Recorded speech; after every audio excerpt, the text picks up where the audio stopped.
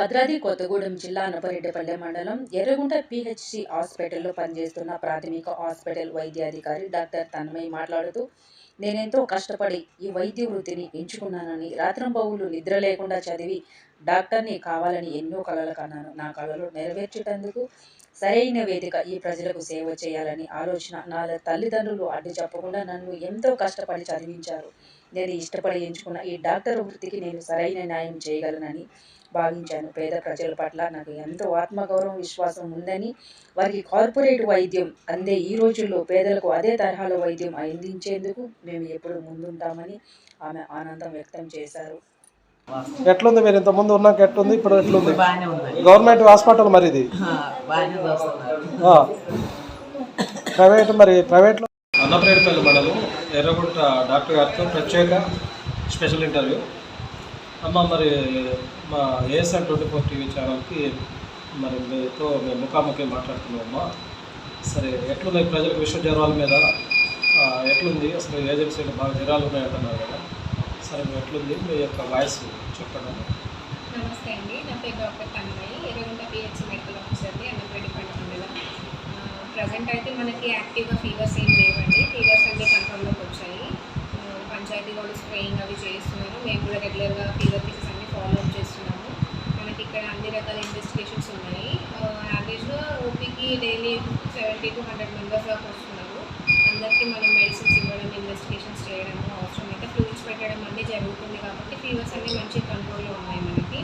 ఇప్పుడైతే మేజర్గా ప్రాబ్లం అయితే ఏం లేవండి. యాక్టివ్గా డెంగ్యూ కేసెస్ కానీ, మలేరియా కేసెస్ కానీ ప్రజెంట్ అయితే ఏమీ లేవు. డాక్టర్ల కొరత ఉందా? మరి లేదండి, ఇక్కడ పిహెచ్సిలో మనం ఇద్దరం మెడికల్ ఆఫీసర్స్ ఉన్నాం. మేము ఎవ్రీడే ఇద్దరం అవైలబుల్గా ఉంటున్నాం 24/7. మేడం, అందుబాటులో అయితే ఉంటున్నారు, ఇబ్బంది లేదు.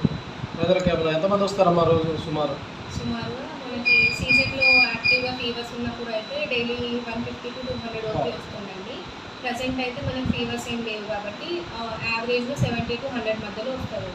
ఫీల్డ్కి వెళ్తారమ్మా? మరి ఫీల్డ్కి ఏమైనా మన డాక్టర్స్ గారు హెల్త్ క్యాంప్స్ కూడా కండక్ట్ చేస్తున్నామండి. ఇప్పుడు మనకి ఇక్కడ నుంచి అయినా ఇన్ఫర్మేషన్ యాక్టివ్గా ఫీవర్స్ ఉన్నాయి, ఏదైనా డెంగ్యూ కేసు వచ్చింది, మలేరియా కేసు వచ్చింది అంటే మనం పంచాయతీ వాళ్ళతో కోఆర్డినేట్ చేసుకుని అక్కడ ఫాగింగ్ చేయించడము, స్ప్రేయింగ్ చేయించడం చేసి దాంతోపాటు మనం హెల్త్ క్యాంప్ కూడా కండక్ట్ చేస్తున్నాం. సో అక్కడ ఎవరికైనా యాక్టివ్గా ఫీవర్స్ ఉన్నాయా అని హౌస్ సర్వే చేయించి దాని ప్రకారం మరి ఇక్కడ మనకి బాలింతలకు కానీ వీళ్ళంతా ఏమైనా సిజరన్ కాన్పులు ఏమైనా అవకాశం మన దగ్గర ఏమైనా ఉందా? ఇక్కడ మన దగ్గర నార్మల్ డెలివరీస్ అయితే జరుగుతాయండి. సిజేరియన్ అవసరం పడితే మనం రామవరం ఎంసీహెచ్ సెంటర్ ఉంది కదా, దానికి రిఫర్ చేస్తాము. నార్మల్ డెలివరీస్ అయితే ఇక్కడ జరుగుతాయి. ఏఎన్సీ క్లినిక్స్ కండక్ట్ చేస్తాం కదా మేము. మన మండలంలో ఉన్న గర్భిణీ స్త్రీలందరికీ మంత్లీ వైజ్ ఎవ్రీ వీక్ మనం Monday and Thursday ANC clinic ఉంటుంది. అక్కడ దాన్ని బట్టి మేము ఫాలో అప్ చేసుకొని డెలివరీస్ కండక్ట్ చేస్తాం. ఇంకా ప్రజలకు ఇంకే విధంగా మీరు ఇంకా వైద్యం ఎట్లా చేస్తున్నారు, ఏంటి మీ యొక్క అనుభవం ఎట్లా? మరి మీ అనుభవంతో కొంచెం ప్రజలకి మీ సర్వీస్ ఎట్లుంది? సరే, కొంతమంది ప్రైవేట్ హాస్పిటళ్ళు, తెలుగు డాక్టర్లు ఉన్నారు, ఇప్పుడు నూతనం వచ్చాము. ప్రభుత్వానికి మీరు చేయడం ఏ విధంగా మీ ఫీల్డ్ ఎట్లుంది, ప్రజలు సేవ చేయడం? ఫీల్డ్ చాలా బాగుందండి. ఫీల్డ్ అయితే ప్రైవేట్గా దొరికే మెడిసిన్స్, యాంటీబయాటిక్స్, అవే డ్రగ్స్ మనకి గవర్నమెంట్లో కూడా సప్లై ఉన్నాయి.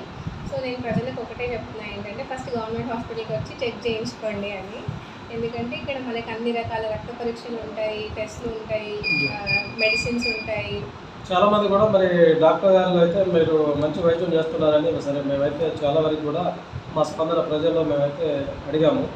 సరే, మహిళా డాక్టర్లు అయినా మంచిగా మాకైతే మంచిగా చూస్తున్నారు, టైంకి అందుబాటులో ఉంటున్నారు అంటున్నారు.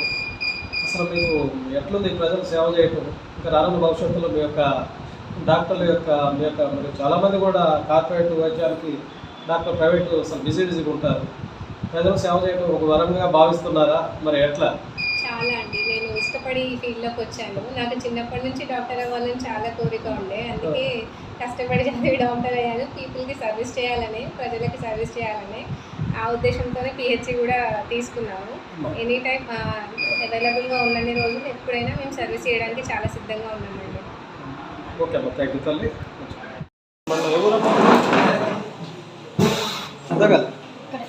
ఈ ఊరే అందుబాటులో జ్వరాలు కానీ, మందులు కానీ అన్ని విధాలుగా మీకు పెడితే గంటకి వైద్యం అయితే బాగుందా? ఏం పేరమ్మా మీ పేరు?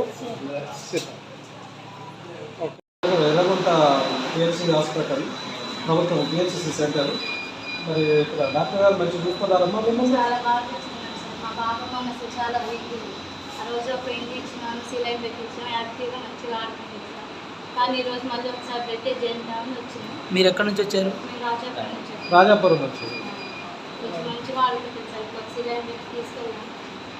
ఇలా వైద్యం మంచి డాక్టర్లు మంచి మీకు అందుబాటులో అందరూ కూడా నర్సులు అందరూ కూడా మంచి ఇక్కడ ఎట్లున్నాయి అసలు మంచిగా నాకు గైడెన్స్ మీ అవ్వాలి. పాపకి అన్ని విధాలుగా? మా పాప చాలా వరకు ఎప్పుడు నేను ప్రేర్ మరి మొత్తం మీతో పాటు అందరు జనానికి కూడా మంచిగా చెప్తున్నారా? ఊళ్ళో ఎట్లున్నాయి అసలు? ఆ 108 ఇవన్నీ వస్తున్నాయి అందుబాటులో?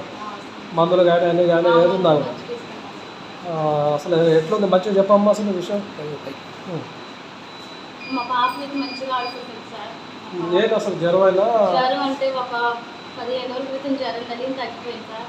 స్కూల్ కూడా వెళ్ళి నీరసం ఉందని తీసుకొస్తే మేడం గారు చెక్ చేసి చెప్పారు. ఇక్కడ మంచిగా అయితే వైద్యం చూస్తున్నారు మిమ్మల్ని చూస్తున్నాం డాక్టర్లు? సార్. పర్వాలేదా?